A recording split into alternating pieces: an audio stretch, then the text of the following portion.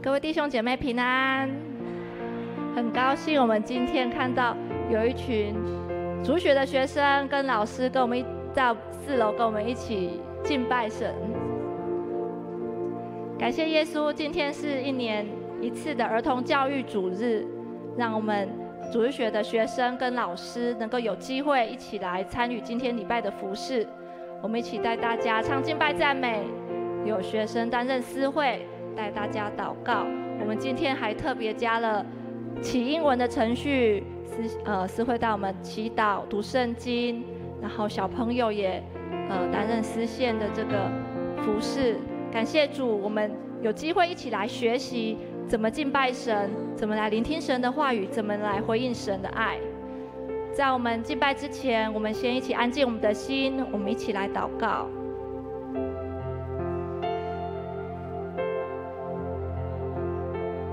主，谢谢你在礼拜天带领我们来到教会敬拜你。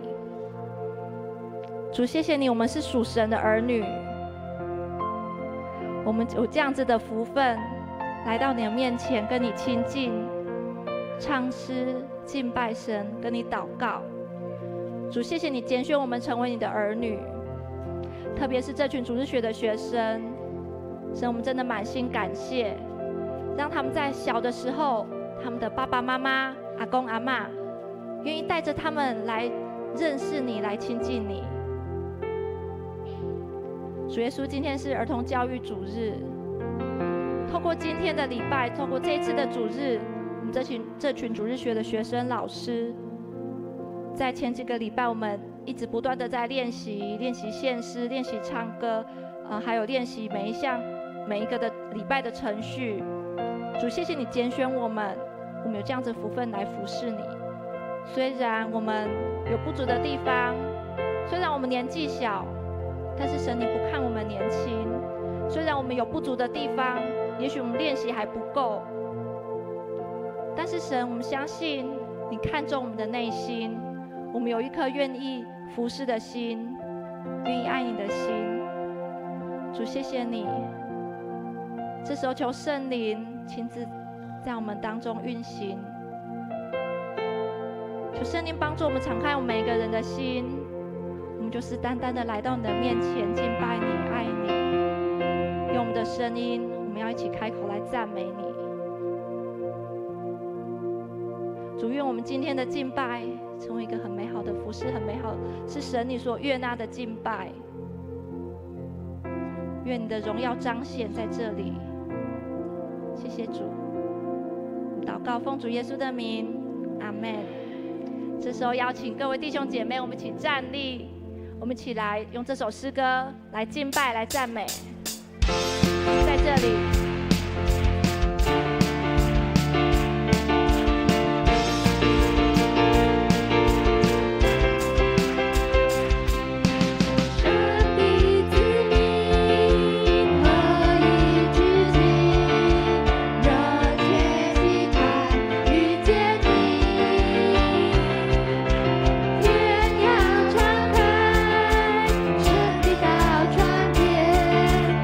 因为我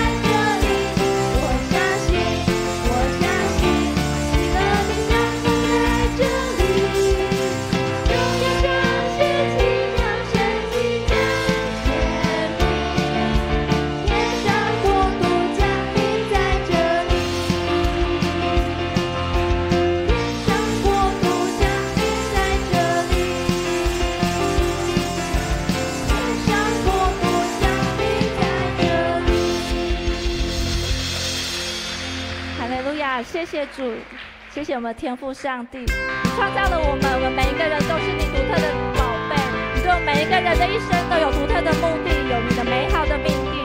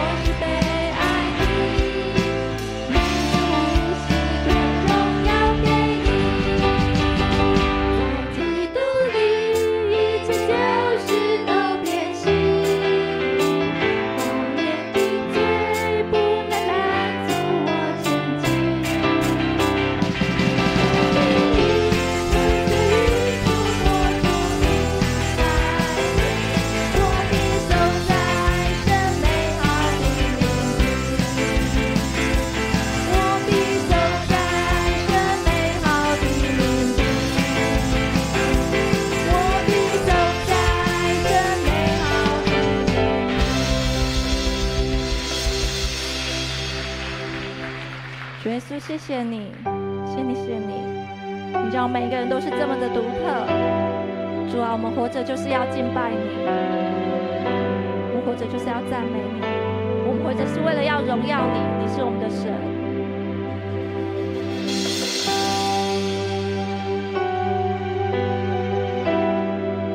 我们将一切荣耀归给你。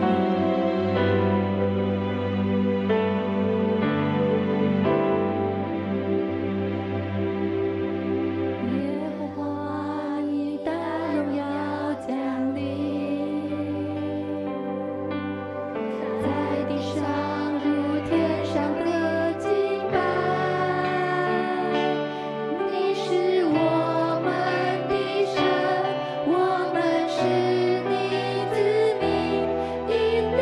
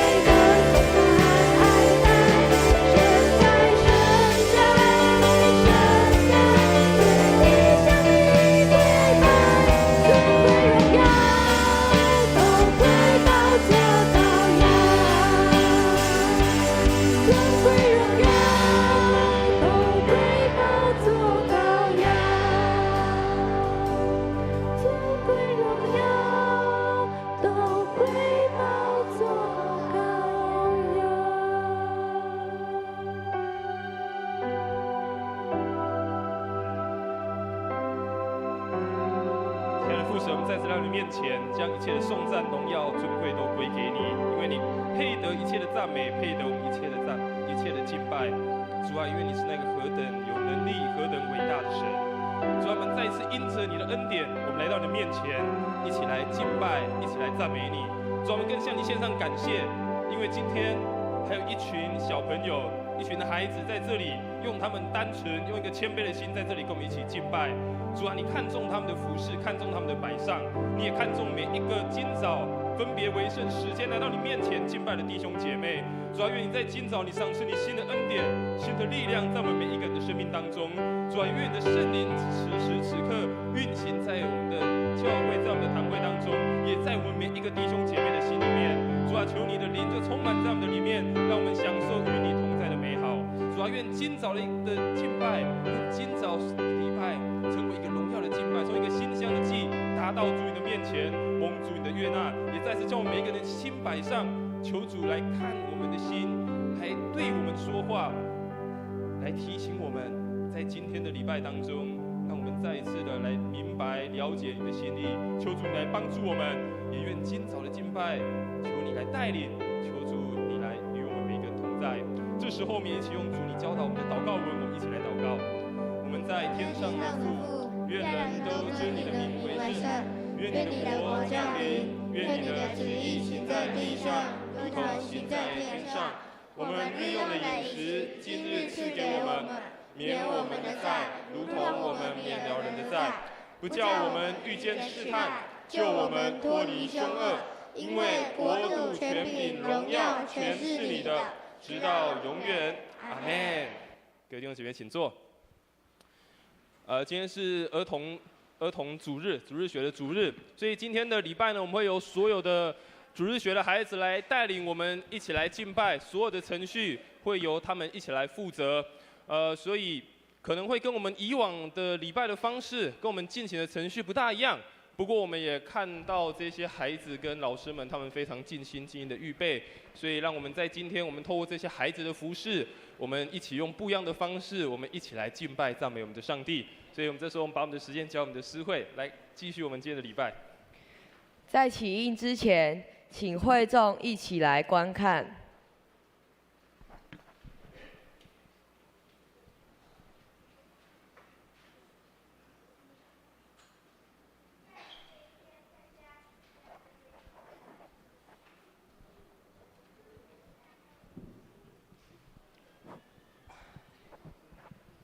两个妹妹拿着一张纸，大家以为她们要来折纸，却玩起撕纸。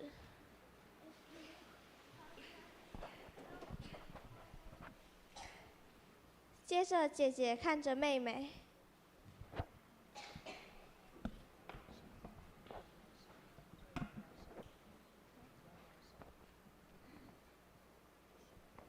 这时妈妈走进来说：“妹妹，不要再撕纸了。”但是妹妹却没有停止。妹妹说：“可是很好玩呢。”爸爸走进来说：“妹妹，你再吃就没饭吃了。”这时天使来到这家里。为什么天使这老师呢？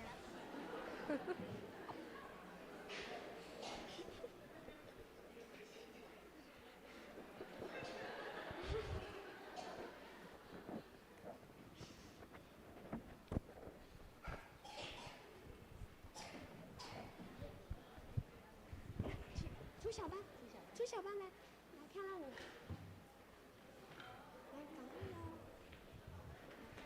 起印，请主日学学生带领会众起印。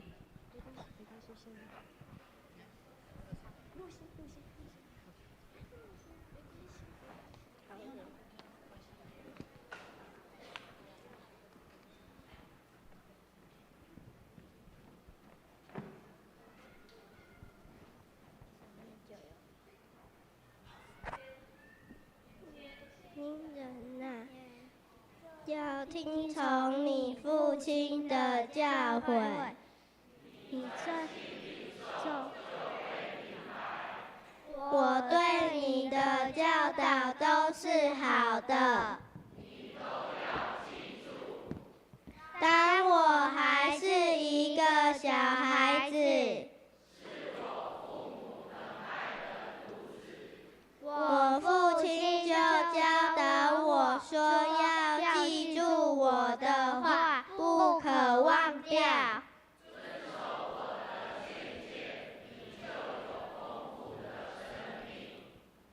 要寻求智慧和见识，不要离弃智慧，它就会维护你。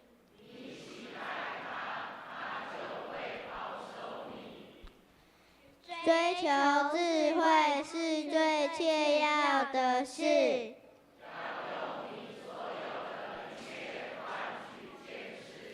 喜爱智慧，智慧就会使你成功。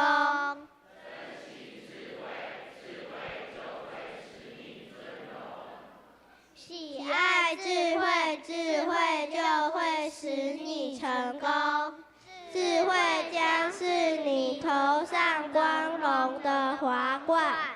年轻人啊，听我说，你若谨守我的话，我已经把智慧的道路教导你。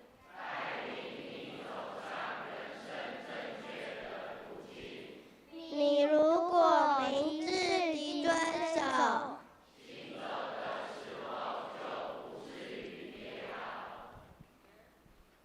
要牢牢记住你所学习的。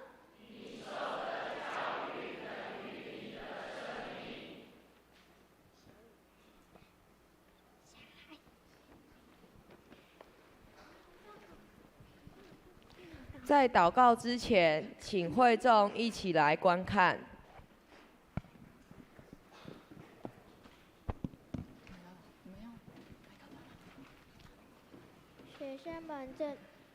学生们正在准备数学科目的期末考试。就要准备数学期末考了，好难哦！我好担心我考不好。答案等一下借我抄一下。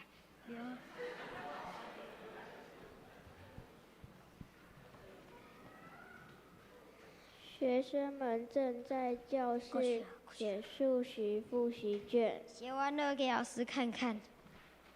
这些题目都已经练习过了，怎么还考那么差？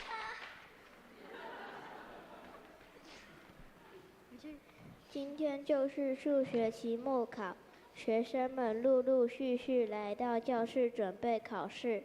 怎么办？我觉得我都忘光光了，好紧张哦！我一定考不好。放心，我们做了很多努力，我们可以祷告说给天父听。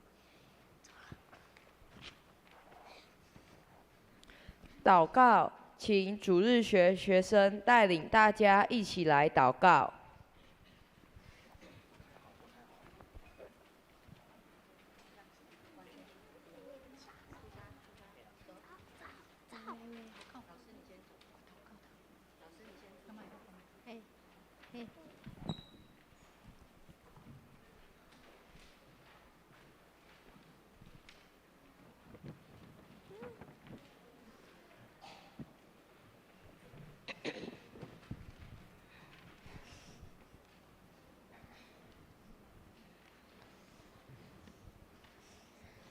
亲爱的主耶稣，谢谢你保护所有教会的爸爸妈妈、阿公阿嬷，让我们有很好的家庭陪伴，在学校也有一起学习玩耍的朋友。也谢谢主耶稣原谅我们每天犯的错，其实很难改掉，你还是没有条件的爱我们。你是我们唯一要赞美的神。当课业越来越困，安亲班的练习卷写不完的时候，我们会想起你说的，把这些压力重担卸下给你，就会重新有力量。求主耶稣也帮助我们所爱的亲朋好友，有长期身体疼痛的，或是意外受伤的，心里忧愁的，还有些正在做不舒服的治疗。我们为他们祈求，身心灵都能得到释放与医治。最后，我们想要为了全世界的很多小孩的家庭有困难，常常饿肚子来祷告，希望他们能认识主耶稣，有神的恩典同在，让大人小孩都有足够的食物吃饱，过快乐的生活。感谢祷告，奉耶稣基督圣名祈求，阿们。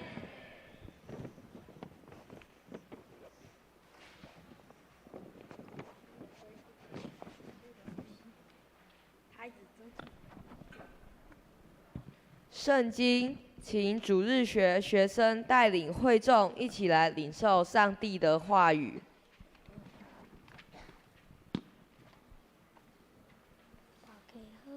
喂。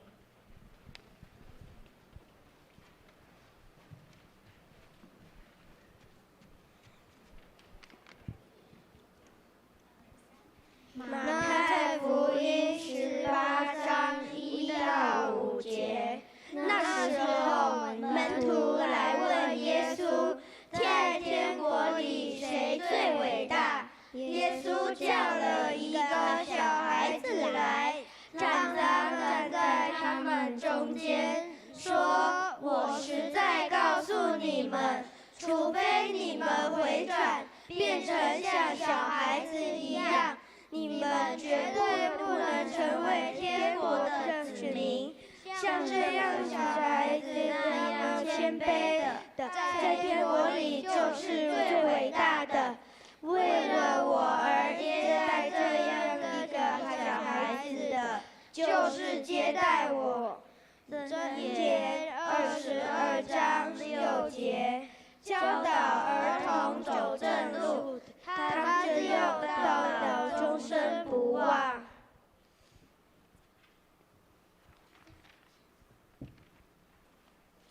赞美，请主日学献诗。献诗后，请曾牧师讲道。牧师今天分享的主题是这些孩子们。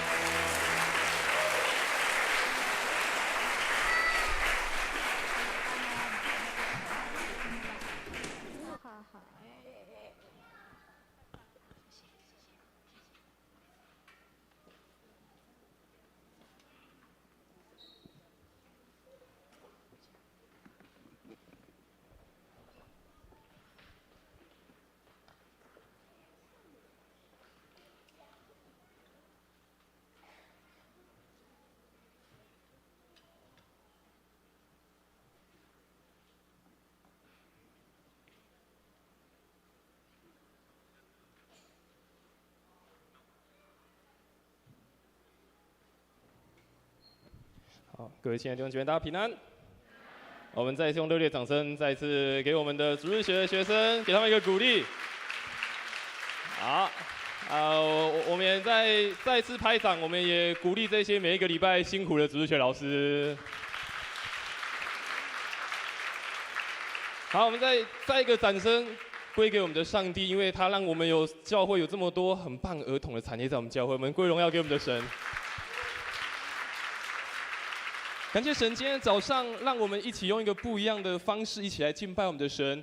通常我们在第2堂主日的礼拜当中，我们不会有像第1堂我们还有起印，然后还有一个祷告的部分。但这些孩子们他们在预备的时候，因为第1堂有祷告有起印的程序，所以第2堂的孩子们就想说，那也把这个程序加进去。那我们也看到他们用他们的创意，用他们的活力，然后用他们属于孩子的方式去表达出来他们对于上帝的认识，以及他们在主日学当中的学习。所以当我们看到今天的起印之前，他们演了一段戏，他们演了一个在家庭当中可能会出现的状况，就是那个孩子不听爸爸妈妈的话啊，叫他不要狮子，孩子狮子哈，再狮就不给你饭吃。但最后小天使飞出来说什么？要听智慧的话啊！所以每一次在主日学的时候，我们也教导这些孩子，如何在他们的家庭当中，如何在他们与人相处的过程，如何学习有智慧，上帝的智慧在他们的生命当中，让他们可以去回应当下正确的一个回应。同时，我们也看到他们在祷告前，他们演了一出戏，要考数学了，对不对？不知道该怎么办，要看别人的吗？还是要拿出橡皮擦写 ABCD， 然后丢在桌上，是 A 就是 A，B 就是 B 啊？不是，他们想到可以祷告。所以在这些孩子的身上，我们看到，当我们教导他，虽然他们还年幼，但是他们也在学习。他们在学习怎么样把这个信仰很真实的在他们的生命当中可以展现出来。他们在学习如何在他们还年幼的生命当中，不断的去认识这个信仰，以至于成为他生命当中一生的帮助。所以在第1堂的时候，有第1堂主日学的孩子，我们看到刚刚上台这边一起唱歌是第2堂主日学的孩子。所以不论是第1堂的孩子或第2堂的孩子，刚刚所说都是我们教会非常珍贵、非常宝贝上帝给我们的产业。所以愿我们继续为这群孩子，也为这群老师祷告，让他们在学习、在成长的过程当中，真的蛮有上帝的恩典，蛮有上帝的同在，使他们在成长的过程找到一条人生正确的道路。在我们开始分享今天的话语，上帝的话语之前，我们再次来做一个祷告。亲爱的父神，我们感谢你，感谢你在今早再一次引领我们来到你的面前，一起来敬拜赞美你。主，我们更感到欢喜快乐的是，有一群孩子来到当中，主日学的孩子与我们一起敬拜，用他们的生命来回应你的恩典，用他们特有的呈现，让我们看到原来在这个信仰当中有不一样多面貌的展现，也看到你真是何等奇妙伟大的一位神。主啊，像为了这些孩子献上感谢，也再次为了每一个弟兄姐妹我们献上感谢。因着主你的同在，因着主你的保护，让我们经历了这个礼拜，让我们平安的再次回到你的面前，来从你支取恩典，支取力量。求主你在这个时候打开我们的心，打开我们的耳，也打开我们的眼睛，让我们看见你话语当中的亮光。求你与我们同在，这是我们的祷告，奉主耶稣基督的圣名来求，阿们。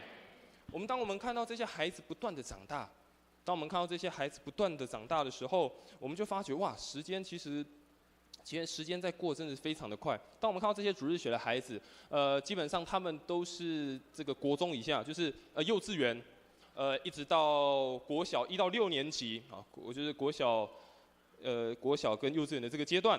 那在往上就到青少年，然后之后就出社会开始工作，成家立业，然后迈入中年，迈入老年，时间一代一代在过，非常的快速。我不知道在座弟兄姐妹是属于哪一代的。牧师是 Y 世代的，牧师 Y 世代哈，好，range很大，算不出来牧师几岁啊，但牧师是 Y 世代的哈 ，OK， 牧师 Y 世代的，那现在这群孩子他们是阿法世代了，哇，阿法世代，国小出生的阿法世代，你也想每一代都有不同的代表，每一代都有不同的特性，每一代都有不同展现出来的面貌，但是我们现在所面对的这群孩子，他们是活在被界定叫阿法世代的人，2010年之后出生的这群人，这群人呢是现在在世界上最年轻的一代。OK， 他们在世界上最年轻的一代，他们是数位的原住民，一出生就有手机，一出生就有平板。平均最快1到3岁就开始在使用手机，开始使用平板，所以对他们来讲，这个习以为常。但是相对这一代，他们资源非常的丰沛，他们有非常多的科技，有非常多的技术可以运用，可以使用。但是呢，也因为这样子选择太多，喜好的东西也很多变，喜欢快速，反而是一个很难以捉摸的时代。所以不论我们是哪一代，不论我们是活在哪一个时代，或我们可能被界定在什么样的生活形态当中，其实都让我们思考，在不断变动的环境当中，在不断变动的时代当中，有没有什么是永远不变的事情？传道书的1章4节，这个作者虽然传道书一开始说虚空的虚空，好像在人的一生当中好像都是虚空，但他说了一个非常这个不变的一件事情。他说一代过去，一代又来，但是地却永远长存。我想一代过去，一代又来，永远长存的不只是地而已，永远长存的是上帝的话语，是上帝的恩典，以及上帝对我们每一个人拯救。所以我想，在不管时代如何变动，不论这个叫阿尔法世代，或者是接下来有贝塔世代，不知道接下来又有什么世代出现，这是永远不变的事情，是我们可以分享的，我们可以继续让它被传讲下去的是上帝的话语跟上帝的信实。所以无论我们现在处在什么样的环境，不要忘记这位神是永远不变的神，不仅是我们所领受，也是现在这些孩子不断要领受的事情。所以在提摩太后书1章4节，保罗这样对提摩太说：想到你心里无伪之信，这信是你外祖母罗以和你母亲有尼基心里的，我深信也在你心里。从阿嬷那一代到妈妈那一代，一直到提摩太那一代，每一代唯一不变，想法可能会改变，观念会改变，所处的环境会改变，但是永远不变的是这个信仰，这个非常重要的所认识的这位神是永远不变的。所以透过今天儿童主日，透过这些孩子们，我们也一起来思考，我们可以帮助这些孩子，我们可以给予他们什么？我们可以如何教导他们，在这个很快速变动的环境当中，什么是唯一不变的？什么是我们可以给予他们的？当然，在开始要讲我们可以给他们之前，我们也一起来学习这些孩子们可以教导我们什么事情。你们想，我们是大人了，我们是成人了啊，应该是我们教孩子啊，哪有孩子教我们的啊？应该是我们要教孩子嘛。怎么会有孩子要教导我们的事情？但是我们从耶稣今天给我们的非常重要、宝贵的圣经的话语，让我们有一些新的学习跟提醒。第一个就是我们也在这些孩子身上学习榜样。我们也在这些孩子的身上学习榜样。孩子看我们，我们成为他的榜样，但是有时候孩子也成为我们的老师，也成为我们的榜样。耶稣说：“我实在告诉你们，除非你们回转，变成像小孩子，你们绝不能成为天国的子民。像这个小孩子那样谦卑的，在天国里就是最伟大的。”耶稣说：“若没有回转像小孩子一样，就没有办法进天国。如果谦卑像孩子，在天国反而是最大的。”那个回转指的是想法的改变，指的是行为的改变，并不是走回头路，不是走回头路。我们知道人生是一直往前走的嘛，人生一直往前走，你不可能你的年纪岁数是往后退的，不大可能。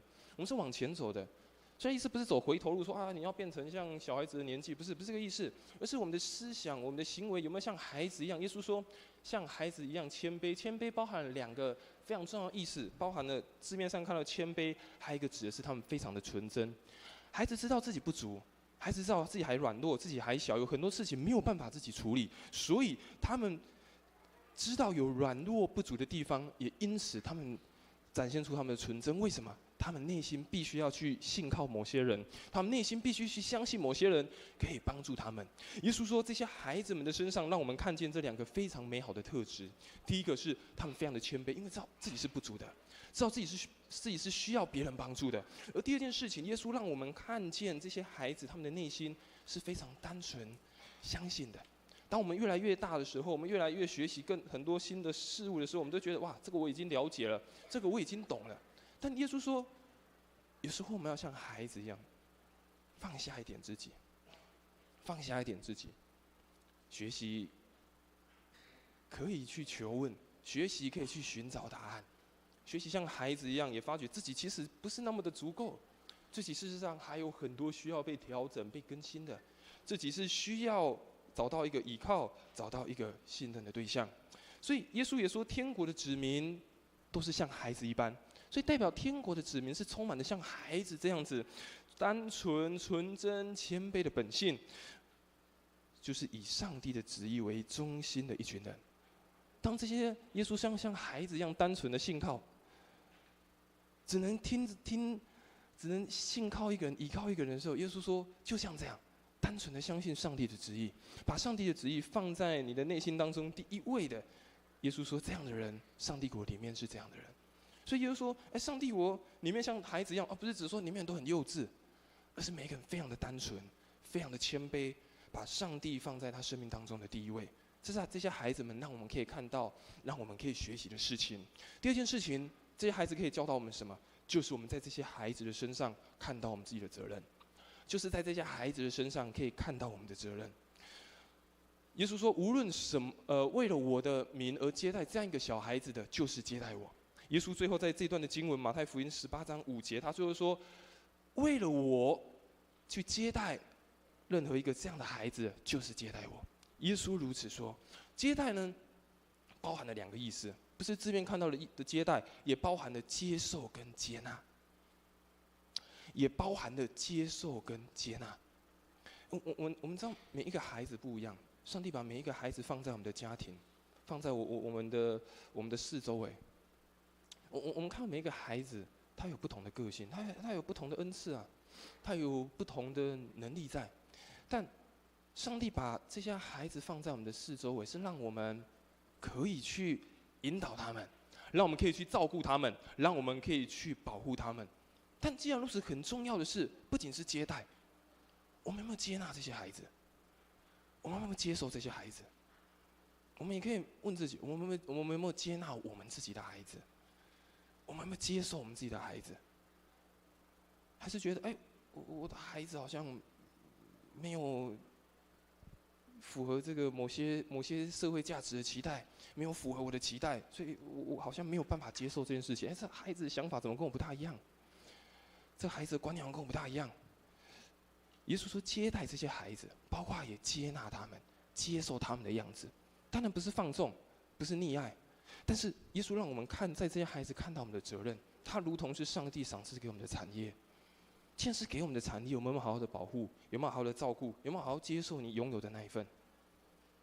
所以，让我们看到一件事情，在这些孩子的身上看到我们的责任。所以，同样，我们每一个人被创造的时候，都有上帝美好的形象。这些孩子也是，他们也有上帝美好的形象在他们的生命当中。所以，当我们看到这些孩子，我们有没有看到上帝在当中？有没有看到上帝的美好在其中？而当我们在服侍这些孩子、接待这些孩子的时候，或是照顾这些孩子的时候，也如同在服侍神，也如同在接待神，也如同我们把神就好像就放在我们的身旁一样，然后接待他、款待他，用我们的尽心尽力去照顾他。所以在这些孩子的身上，让我们学习这2件事情。他可以教导我们2件事情。第一个就是学习他们这样天真、纯真、谦卑的样式。第2件事情，也在这些孩子的身上看见我们可以负的责任，接纳这些孩子，接待这些孩子，也接受这些孩子不一样的样貌。所以再来，我们就一起来分享，那我们可以怎么样教导这些孩子？这些孩子给我们一些榜样，让我们可以看见。但更重要的，我想我们是大人，我们比孩子的相对懂得更多一些，我们比他经历了更多一些。但经历更多的我们如何可以分享，如何引导这些孩子呢？箴言刚刚一起读到的经文22章第6节，他说：“教导儿童走正路，他自幼到老，终身不忘。”台语的圣经，伊是讲，伊到老拢袂歪错，走路都不会歪歪的，不会歪歪斜斜的，走在一条正确的道路当中。箴言的作者这样告诉我们，教导这些孩子走在正确的道路。但什么是正确的道路？什么是正确的价值？前阵子我看到一个问卷啊，那个问卷是那个国语日报的问卷啊。我们知道国语日报它的受众比较多，还是小学生啊，现在可能比较少看国语日报了。这个国语日报的受众比较多是这些学生们，于是他做了一个统计，做一个统计呢，统计这些国小的小朋友，他们未来长大之后前10名梦幻的职业。那也相对也统计了前10名，他们觉得最不想要做的工作职业。OK， 好，大家猜猜看，第1名你们觉得会是什么？就这些国小生，这些阿法世代的，他们以后第1名长大想要做的工作是什么？电竞选手。好，还有什么？我刚刚听到什么？律师、网红。OK， 好，还有吗？在我们以前那个年代哦，像牧师在读书的时候，我们都要写我的志愿，对不对？通常我的志愿都写我要当总统 ，OK， 或我要当律师，我要当老师，好，然后当不是法师，法官，没有法师 ，OK， 好，然后就这一类都师字辈了哈，以前是这样 ，OK。那你知道统计出来哈，那这些小学生，第1名是什么？职业选手，运动的职业选手。如果你要看棒球，今年最红的职业选手就是大谷翔平 ，OK， 大谷翔平。那你看第2名是什么？这些小朋友第2名想要当的是电竞选手。第3名是什么？直播主啊，网红啊，然后 YouTuber。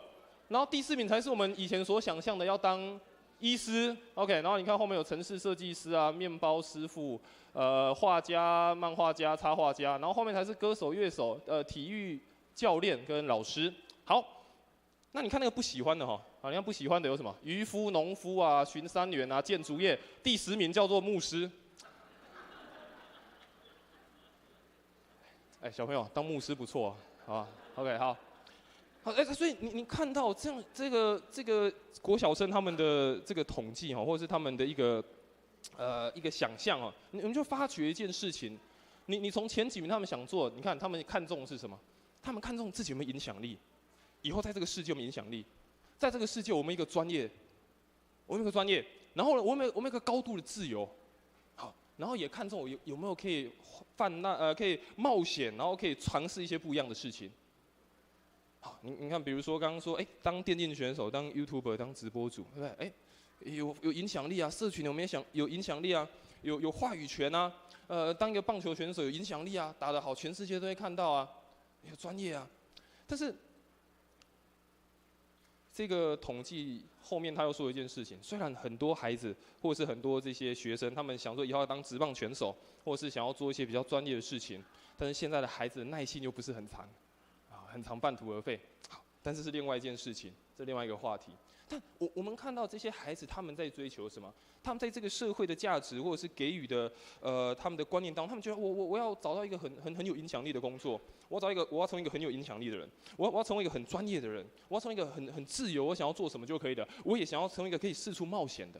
但是我们思考一件事情是，我们是否也可以在我们的信仰当中给予这些孩子这些事情？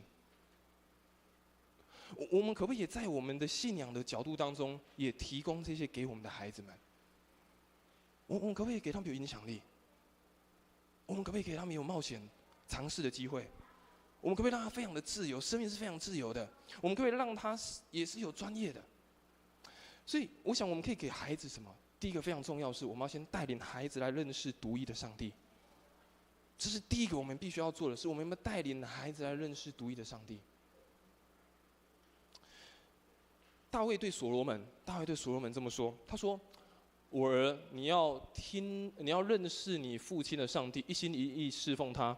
他知道我们一切的心思和愿望，你寻求他，他就接纳你；你远离他，他就永远遗弃你。”大卫是一个国王，他有很多的财产，他有很棒的民生地位，但是他没有跟所罗门说什么：“所罗门，我有很棒的地位，我有很棒的财产，我全部都给你了。”没有，大卫只跟他讲一件事情，他说什么？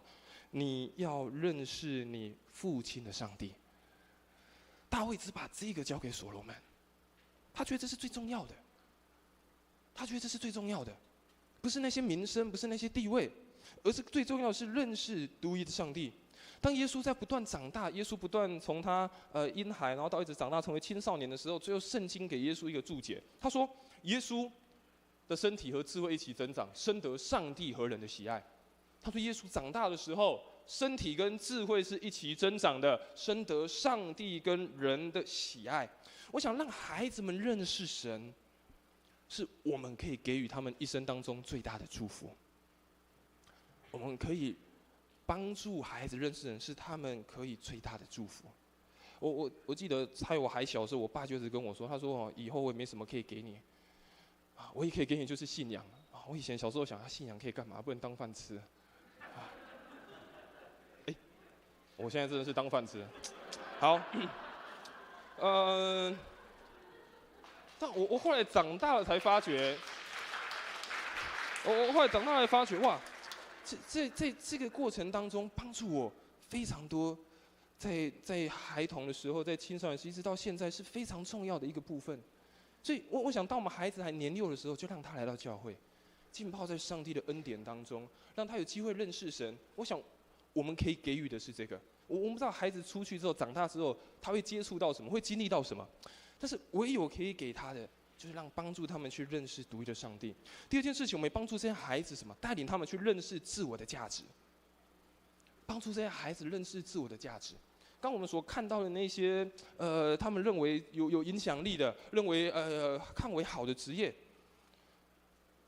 当然很棒。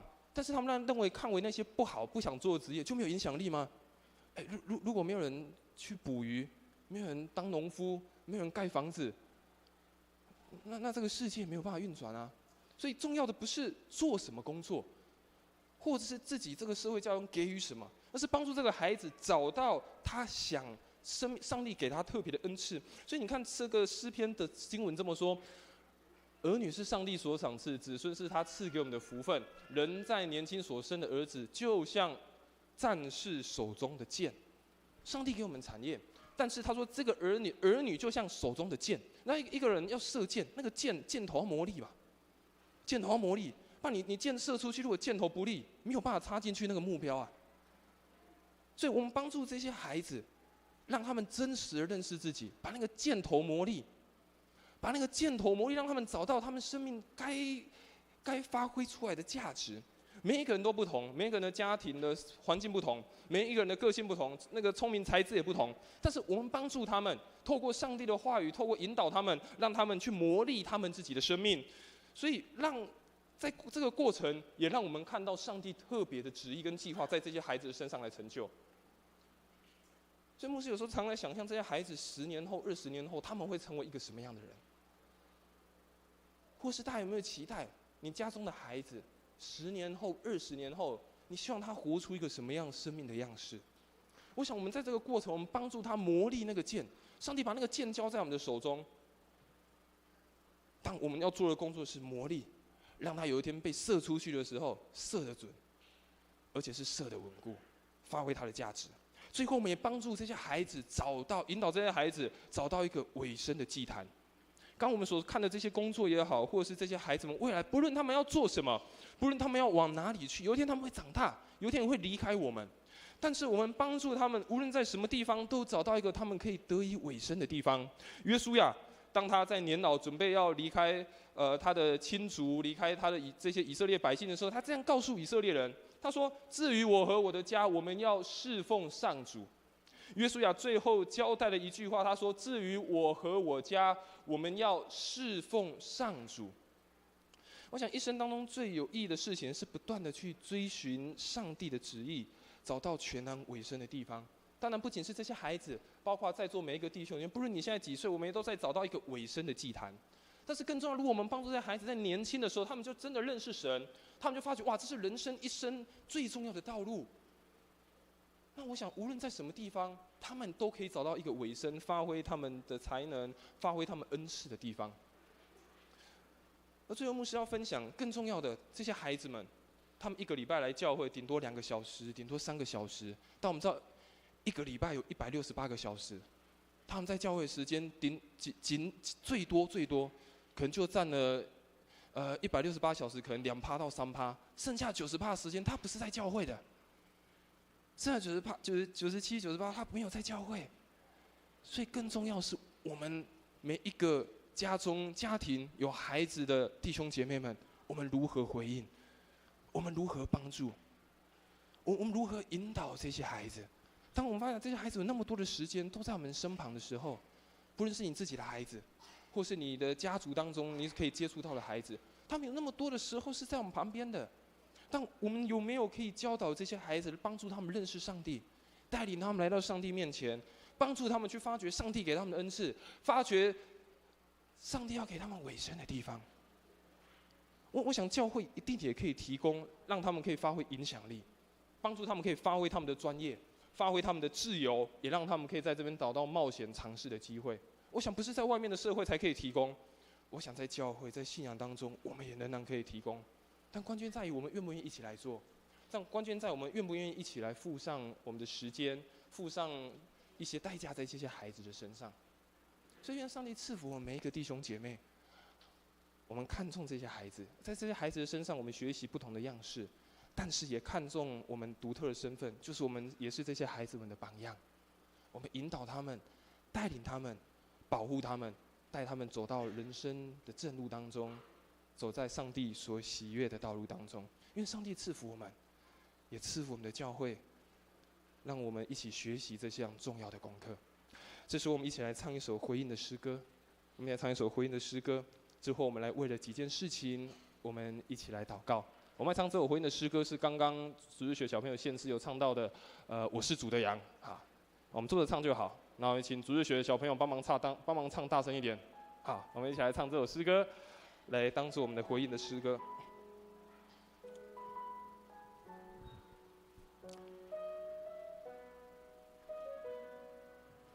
我属耶稣，是你草场的羊，牵你的手，我就不害怕。去圣敬拜赞美到万代，我要称谢你永远。我是主的羊，天天敬拜你，聆听你声音，回应来爱你。我是主的羊，你所爱的羊，一生不迷路，因我有主耶稣。我们再次从头来唱。我属耶稣，是你草场的羊，牵着你的手，我就不害怕。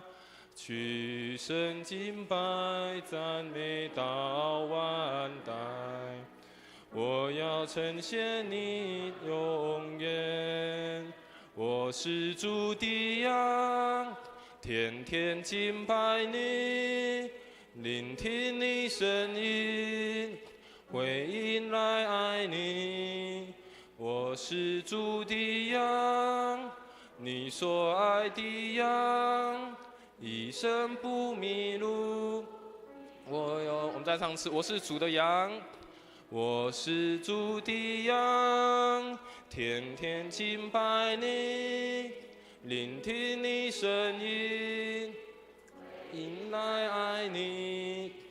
我是主的羊，你所爱的羊，一生不迷路，因我有主耶稣。好，我们为几件事情来祷告。第一件事情，我们为了我们的教会的主日学，为这些孩子来祷告，也为了你自己的孩子或你为你家族中的孩子来祷告，求神来帮助他们，引导、看顾，使他们一生走在上帝喜悦的道路。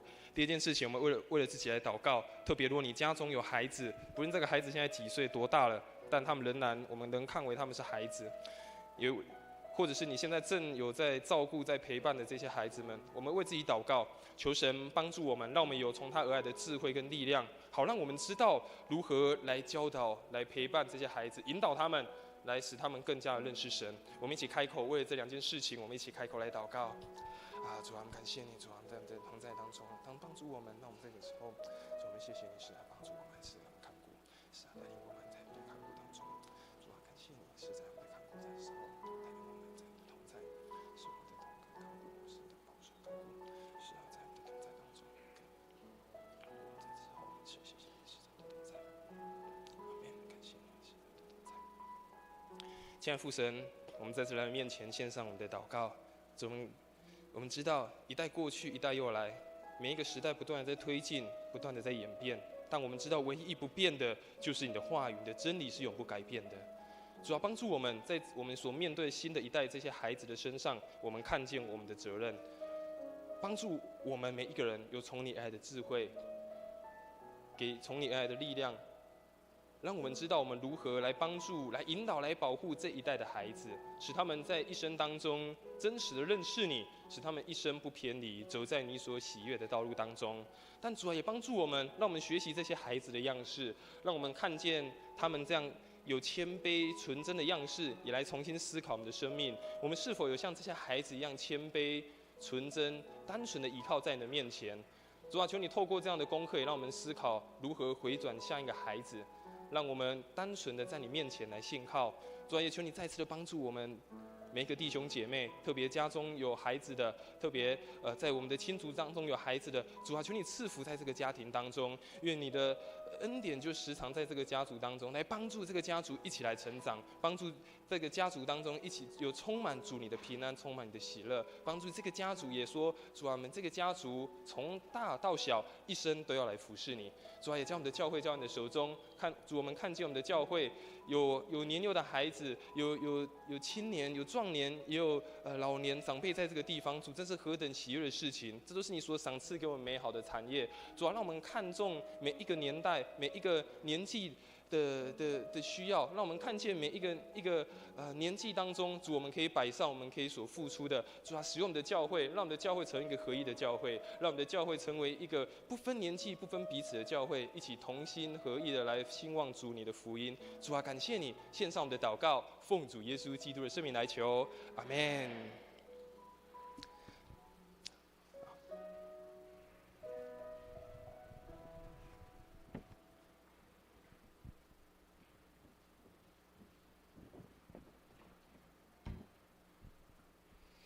见证，请主日学学生黄亮恩分享生命见证。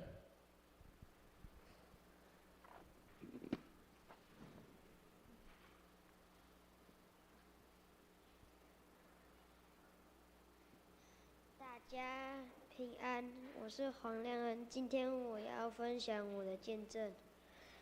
我喜欢来上主日学，因为可以和一起长大的好朋友、老师亲近、敬拜上帝。谢谢上帝，在上帝眼中我是独一无二的。我很喜欢自己，我喜欢和上帝祷告，不论是在睡觉前，或是我家人需要帮忙的时候，我会和上帝祷告，请他帮助我。虽然有时候我不是想的，但是我心里却不用担心。记得今年暑假我参加了一个夏令营，要挑战睡2天晚上。刚开始有点害怕，因为都不认识营队的人、老师。后来我鼓起勇气，勇敢面对。特别在牧师在分享但以理被丢进狮子坑里的故事，令我印象深刻的是，他被丢进狮子坑里，但他不害怕，有信心，靠着力量勇敢相信耶稣。所以在营队时，我害怕的时候，想要念爸爸妈妈的时候，我知道上帝会保护我，我可以试试看。当我祷告时，心里就会被关心的力量，因为牧师说，唯有忍耐到底的必然得救。于是我愿意让我自己更有信心。在营队里的时间，我认识了很多好朋友，一起玩游戏，发现了很多新事物，过了一个很开心的暑假营队。感谢上帝和我一起，我会变勇敢。谢谢大家。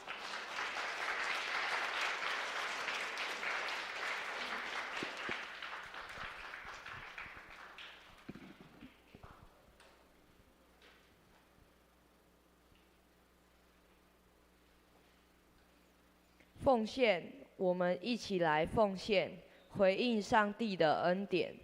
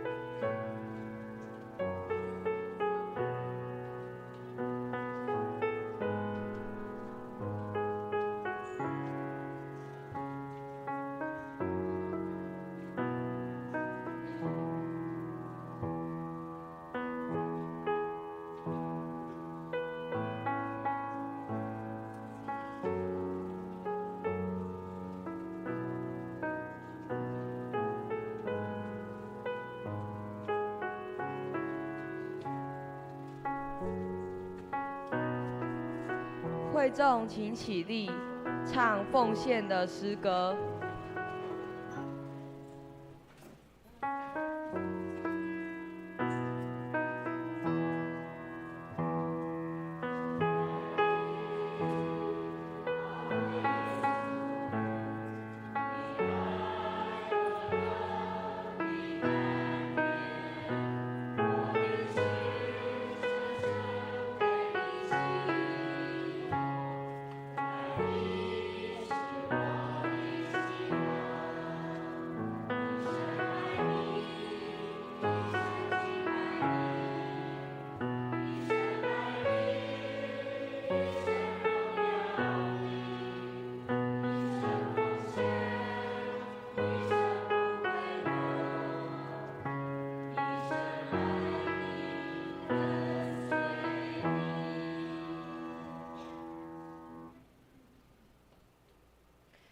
会众请坐。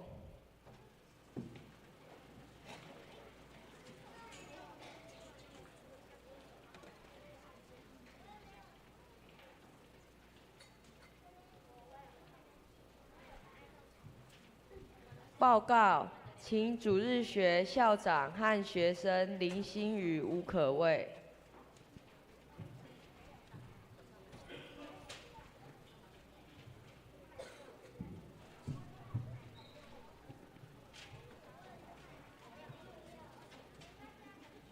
大家平安。我们先看一段影片，谢谢大家。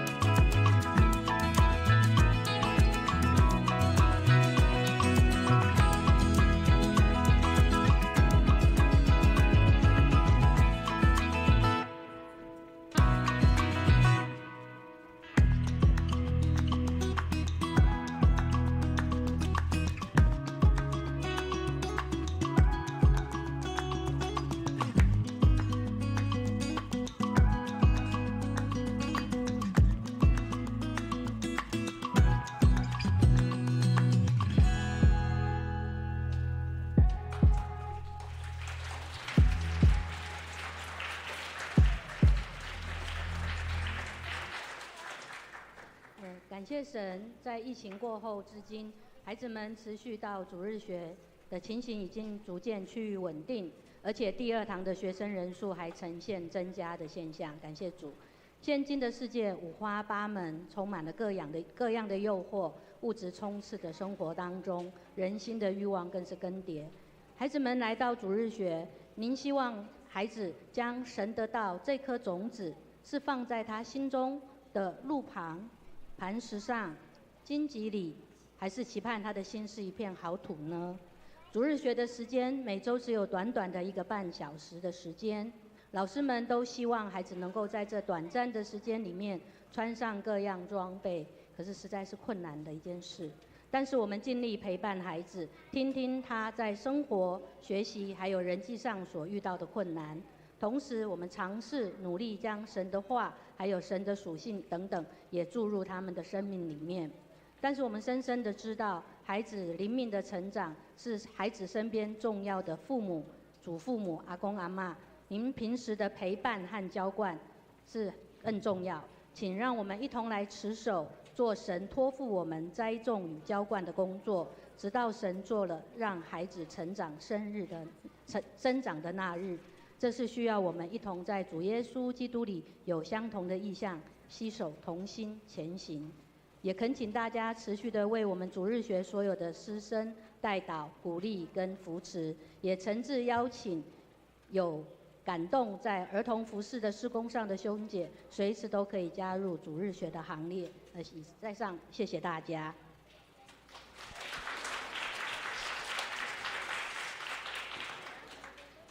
大家平安。报告前，我们先来读本月金句，请大家翻开周报最后一页。本月金句，他又对他们说：“你们往普天下去，传福音给万民听。”马可福音16章16节。我们再念一次。他又对他们说：“你们往普天下去，传福音给万民听。”马可福音16章16节。请翻开第2页。下周服事同工，请兄姐自己看。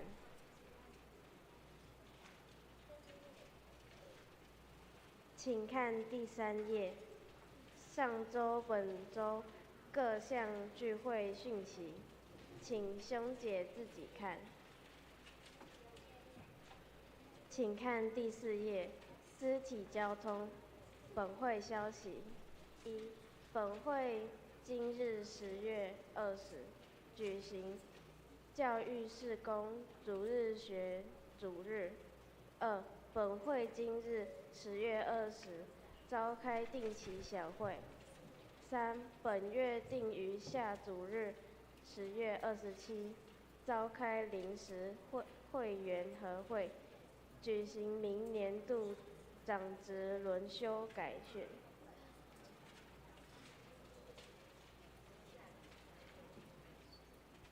请看第5页第4点。本会第7期幸福小组进入第20层，幸福福音8周，请为受邀 Beth 祷告，每周顺利参加聚会，打开他们接受福音的心。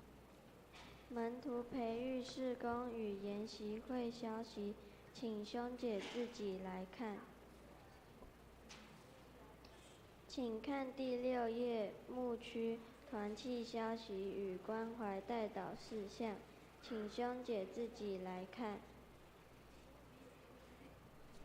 请看第7页、第8页，奉献金额如有出入，请联络财务部。以上报告，请牧师补充报告。好，谢谢3位的报告，鼓励一下，谢谢。弟兄姐妹，大家平安。我们这群可爱的小朋友哈，真的是越来越杰出了，而且他们不会怯场各方面的表现真的很棒。我们给所有的老师、小朋友再一个热烈掌声祝福他们。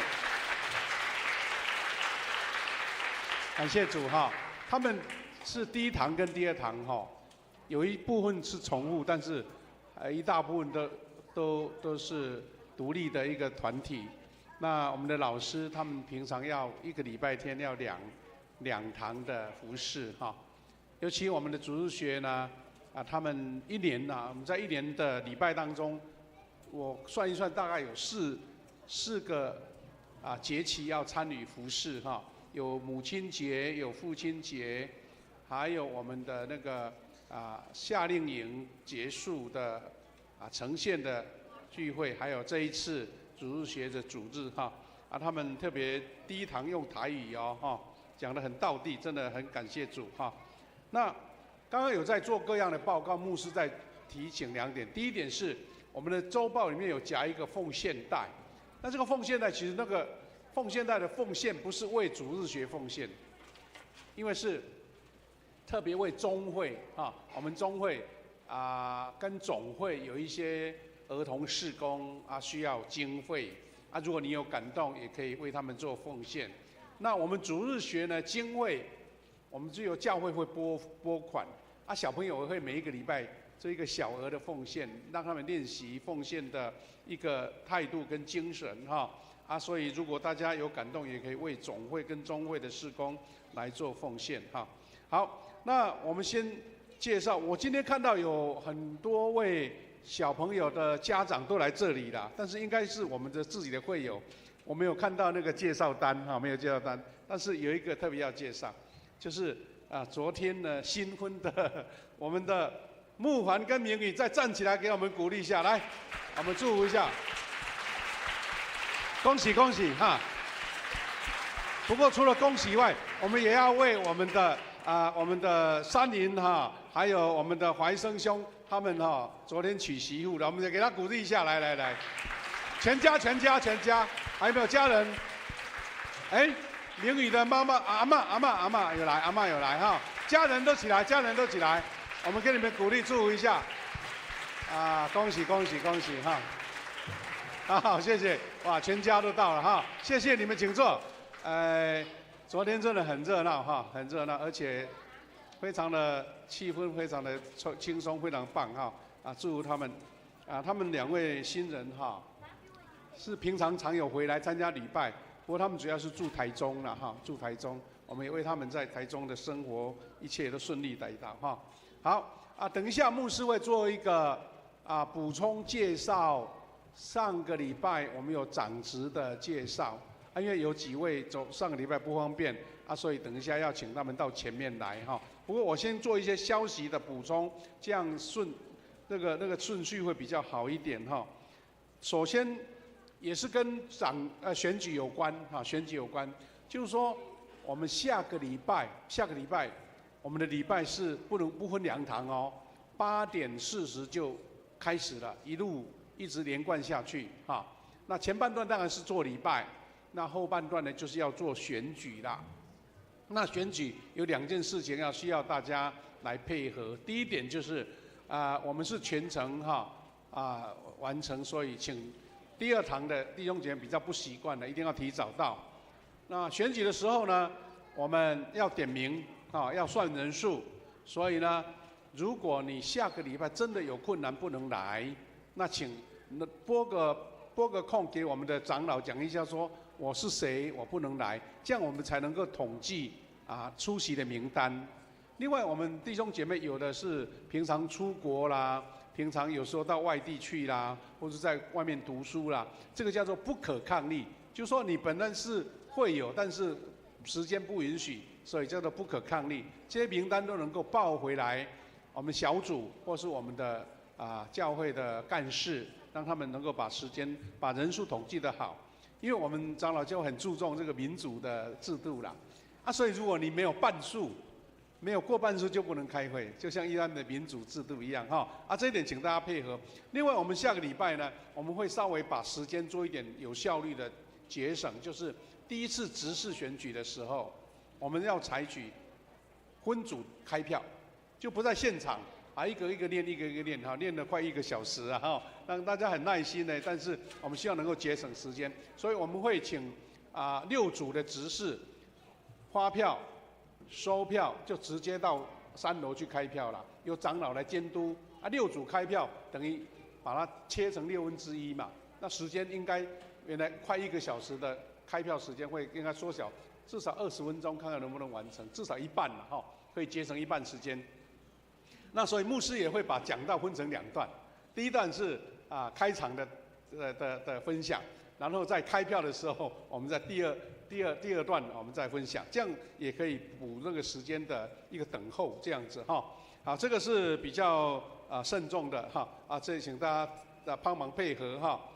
刚刚有提到我们有那个信务小组快进尾声了哈。那我们有一个名人开讲，我们上个礼拜又增加了一场哈，就是刚刚我看到一个投影片，有那个图卡哈，罗志明董事长教授他的讲道题目叫做“奇异恩典”，义是监狱的狱，不是奇异的异。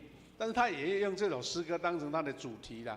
原来他之前曾经是立法委员，也曾经选过好像是屏东的县长这样子不过在他人生的际遇当中，竟然遇到一件很奇怪的控告，然后曾经被抓到监狱里面去，就是等于是看守所。哇，他整个人生一个大转折，让他感到非常的失望。不过竟然是透过一本圣经让他重新得救。原先他是个很热心拜佛的人他11月3号要来分享，要见证，期待大家能够不只是你自己来，一定要邀朋友来听，才觉得有这个宣传的效果请大家一起配合来。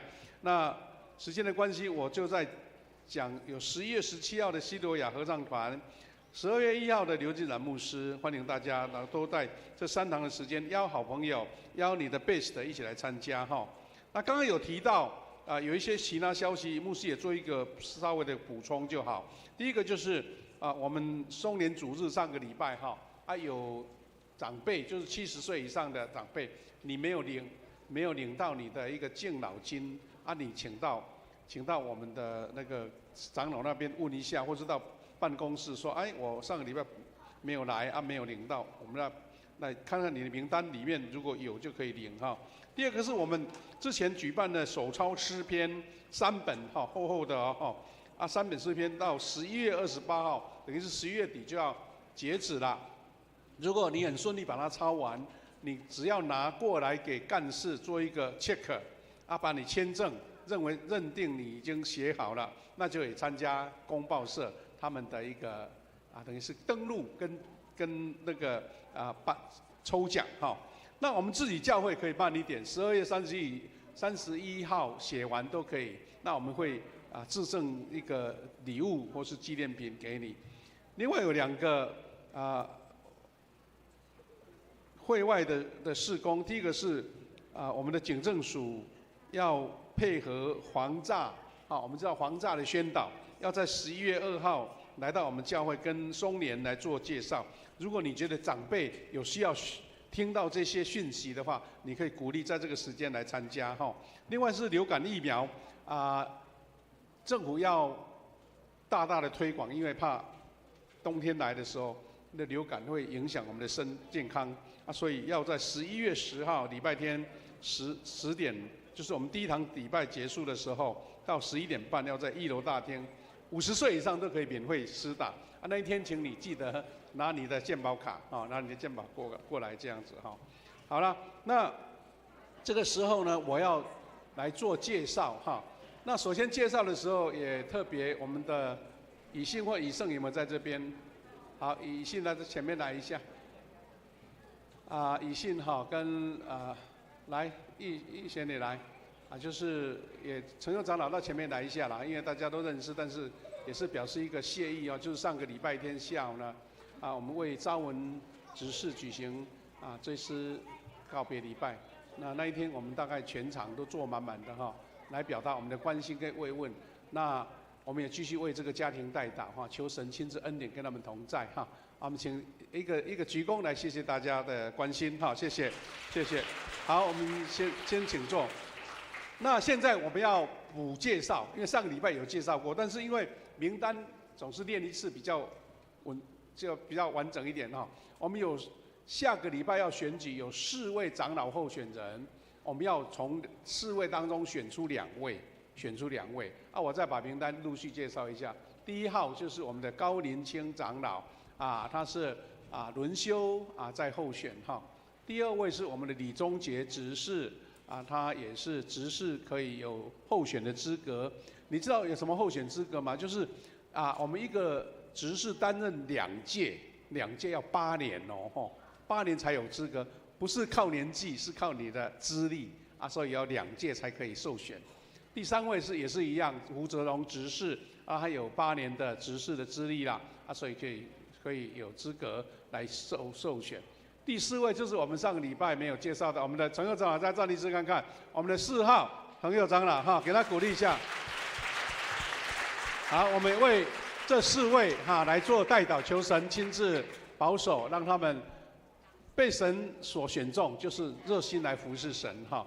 好，我们再来是介绍执事，我们一共有14位上个礼拜已经有介绍，还有3、4位没有介绍到，我来一个一个念，到如果没有上个礼拜没有到前面来介绍了，请你预备，等一下到前面来哈。好，我们先讲第1号是林继平弟兄哈，1号是林继平弟兄，第2位是廖秋明执事，第3号是我们的刘淑敏，他是圣歌队队长，第4号是我们的王建伟弟兄，第5号是李宗杰执事，他两个长老执事都可以受选哈。第6号是我们的李文文老师，来，文文老师来，我们前面来，我们给他介绍一下，他是幼教的老师也是我们主日学老师，谢谢。李文文谢谢你。小朋友再给他鼓掌哈，好，谢谢。那还有，我们就按照名单下去了哈。第7号是韩启智，我们的小组长韩启智小组长。鹰展小组。第8号是我们的金进弟兄，金进吉弟兄也是小组的同工。第9号是我们的陈素文姐妹，陈素文姐妹上个礼拜有介绍过哈。第10位是我们的龚硕文医师龚硕文医师，他早上第1堂有介绍了哈，但是因为他今天他的就是他们的亲家母还有亲家都下来台南，因为上个礼拜他儿子不是在台北结婚吗？这个礼拜天回来台南可能晚上有一些喜事啦哈所以第1堂有来再跟他们的亲家有一起来，但现在可能先离开了哈我们也认识他了哈，我们好。第11号我们的志宏弟兄，来，吴志宏弟兄再给大家认识一下，吴志宏弟兄。吴志宏弟兄他上个礼拜第1堂有介绍因为有事情先离开，所以第2堂再补介绍哈志宏弟兄也是我们的密侦小组的同工哈。好第12号是我们的陈子坚执事，他是退任那个轮休哈第13号是我们的林慧兰小组长，第14号是我们的张子兰执事，也是小组长哈一共14位，真的要选4个很难选，还有谁没到？对哈，刚刚我怎么没有跳过去圣歌队队长来，淑敏队长来，淑敏队长。3号刘淑敏队长，他是圣歌队的队长圣歌队队长。抱歉那个顺序有点乱掉。我们真的每一位都是非常棒神的同工啦哈，但是因为我们教会就是有一个轮休制。第2个是我们的人数有一个限制，所以这次要从14位执事当中只能选出4位所以你这个时候就开始做祷告，周报里面都有名单嘛，你就祷告求神给你这个心意，然后先把你预定要选的几位做一个记号，那下个礼拜来票发出去你很快就可以按照几号来选。这个号次是我们用抽签的这样可以让他那个名字就是那个顺序不会用姓氏啦就是用那个顺序来用抽签来做定一个顺序。好了，那记得请大家下个礼拜我们是8点40就开始敬拜赞美，然后9点开始进入礼拜的程序且愿神祝福大家我们这两个礼拜我们的出席有恢复比较正常，就刚刚讲我们的校长讲说我们主日学生也增加其实我们心中有一个期待啦经过疫情之后呢，我们期待慢慢到2025年，2026年我们教会的50禧年的时候，希望能够再回到大概7、8年前的水准，能够恢复到500名的弟兄姐妹聚会，就是第一堂跟第二堂哈。我们现在如果有时候加上网络上的、线上的，大概可以达到，但是我们期待大家一起鼓励、一起关心有时候没有办法来聚会的弟兄姐妹，给他们一个问安，给他们邀请，希望能够达到恢复500名的目标哈。这是牧师的最后的一个报告。好我们再把时间交给我们的诗会。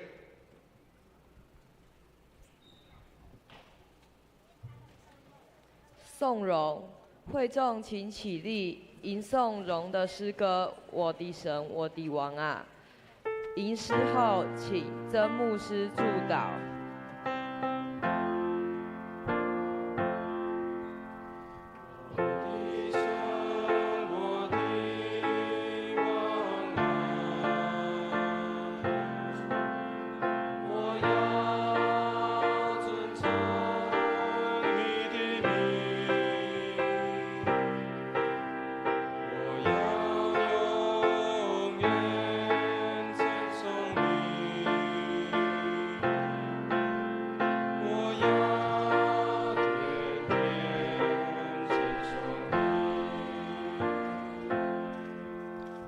领受，愿主耶稣基督的恩典、上帝的慈爱、圣灵的感动、扶持与相通，常与我们弟兄姐妹同在，也特别与这些孩子们同在，成为他们一生的引导、一生的保护，也成为他们一生的道路，从今时直到永远。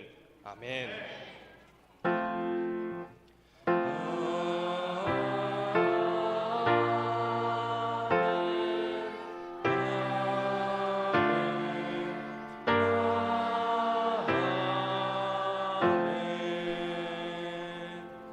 弟兄姐妹，大家请坐，我们来默祷闭会。